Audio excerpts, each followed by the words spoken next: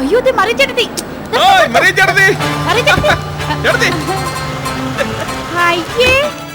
എന്നതാ കൊച്ചേ? മറിച്ചെടുത്ത് നടക്കേ വന്ന് കാറിലോട്ട് കയറണം ചേട്ടത്തി. അത് തന്നെ ലീലാവതി ചേട്ടത്തി കാറെടുത്ത് പിന്നെ ഒരടി പോലും നടന്നിട്ടില്ല. അപ്പുറത്ത് സഹിച്ചേച്ചിയും കടയിൽ പോകുന്നത് കാറിലാണ്. ലോകര് കണ്ടാ ചിരിക്കുമല്ലോ ഇത്. സത്യം, കാർ ഉപയോഗിച്ച് ഒരു മിനിറ്റ് വേണ്ട, ഒരു സെക്കൻഡ് പോലും വണ്ടി ഇല്ലാതിരിക്കുന്ന കാര്യം എനിക്ക് ആലോചിക്കാനേ വയ്യ. ചേട്ടത്തി കേറണം. കുഞ്ഞു പൊയ്ക്കോ. ചേട്ടത്തി കാർ എടുത്തതേ നടക്കാതിരിക്കാൻ വേണ്ടിയല്ല, നന്നായിട്ട് നടക്കാനാ.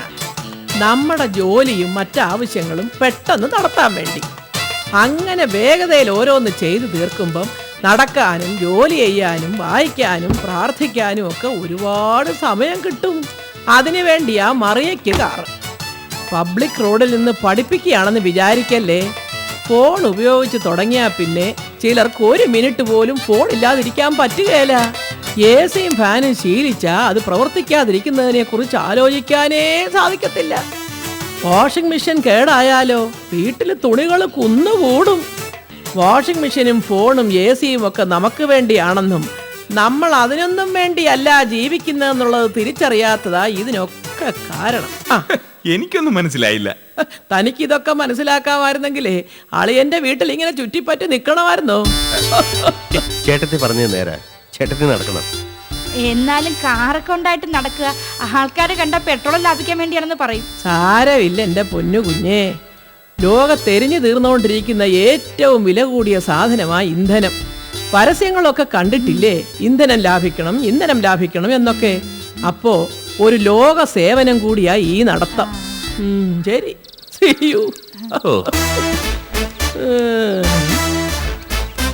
ഇത് തന്നെ പിശുക്ക്. എന്തിനാണോ എന്തോ ഇങ്ങനെ നക്കി പിടിച്ചാണോ സമ്പാദിക്കുന്നത്? പോകുമ്പോ കൂടെ കൊണ്ടുപോകുമായിരിക്കും. അല്ലേ വണ്ടി എടു, 6 പോവാം.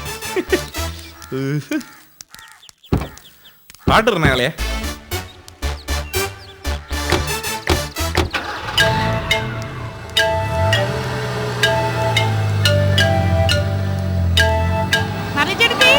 Bye, see you. See you.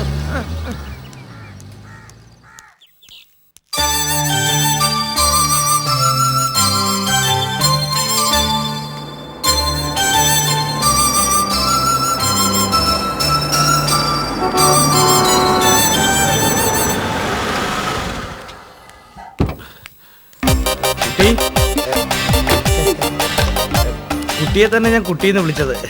എന്താ, എന്ത് വേണം? അല്ല, ഞാൻ സിറ്റിയിലോട്ട് പോവുക കുറച്ച് പർച്ചേസിന്. കുട്ടി അങ്ങോട്ടാണെങ്കിൽ ഞാനൊരു ലിഫ്റ്റ് തരാം. വേണ്ട, ഞാൻ നടന്നു പോയിക്കോളാം. അല്ല പിന്നെ, അയ്യോ കുട്ടി, ഈ കാർ എന്തായിരുന്നു ടൗണിലേക്ക് പോവുക. അപ്പൊ ഒരു സഹായം, കുട്ടി കേറിക്കോളൂ. I am like a brother. എന്താ? അല്ല, ഞാനൊരു ബ്രദറിനെ പോലെയാണ്, സഹോദരൻ. ബ്രദറിന് എത്ര സിസ്റ്റർമാരുണ്ട്? അയ്യോ, ഒറ്റ സിസ്റ്ററേ ഉള്ളൂ, സിസ്റ്റർ മാത്രം. എല്ലാരെയും കയറി ഞാൻ സിസ്റ്റർ ആയിട്ട് എടുക്കൂല. സത്യം, മരിച്ചുപോയ അച്ഛനാണ് സത്യം. എനിക്കൊരു സ്വന്തം സഹോദരിയുണ്ട്, ഒരമ്മ പെറ്റ സഹോദരി. ആ സഹോദരിയും ഈ സഹോദരിയും പോയിട്ടേ എനിക്കുള്ളൂ. സത്യം. ഇതൊരു തരം അസുഖമാനിയ. എന്തോ മക്കളെ ഈ അഴകിയ രാവണൻ നിന്ന് പിച്ചും ഒക്കെ പറയുന്നത്. രമേശൻ സിറ്റിയിൽ പോന്നു. അമ്മാവനെ കാണാതെ പോണോന്നാണ് ആഗ്രഹം. അമ്മാവൻ ശല്യക്കാരനാണത്രേ. ഇനി അഥവാ അമ്മാവൻ കാറി കയറിയാ കൊണ്ടുപോയില്ലാന്ന് പറഞ്ഞോ? അങ്ങനെ പറഞ്ഞു. ഭയങ്കര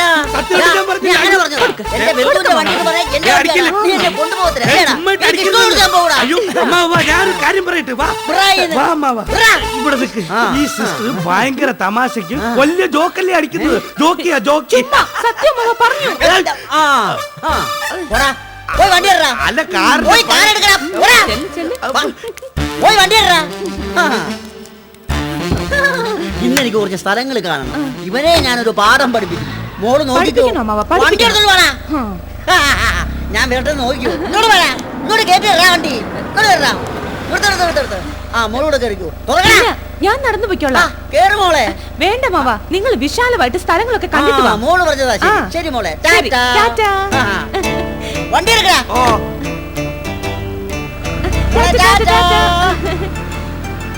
രക്ഷപ്പെട്ടു.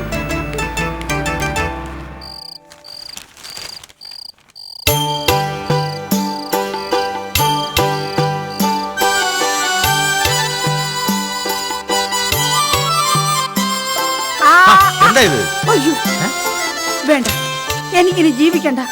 ഞാൻ എന്റെ തലമണ്ട അടിച്ചു പൊട്ടിക്കാൻ പോവാ. എവിടെ സ്ഥലം കിട്ടി, സ്ഥലം കിട്ടി. സതി ഹരിഹരസൂനയ്യനയ്യപ്പ സ്വാമിയേ. എടി നീ എന്ത് ഭ്രാന്തി കാണിക്കുന്നേ? അത് ശരി.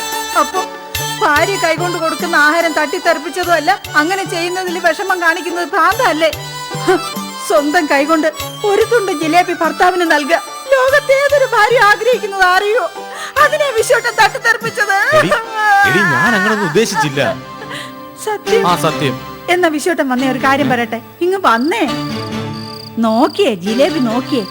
ദാ അയ്യോ, ഒന്നുകിൽ ആശാന്റെ നെഞ്ചത്ത് അല്ലെങ്കിൽ കളരിക്ക് പുറത്ത്. അത്രയും വാ തുറക്കണ്ട. വിശ്വട്ട, ഇതാ വിശ്വട്ട ഒരെണ്ണം കൂടി. മതി മതി മതി മതി മതി. ആട്ടെ, എന്താ ഇന്നത്തെ പ്രത്യേകത? ഇന്നത്തെ പ്രത്യേകതയോ?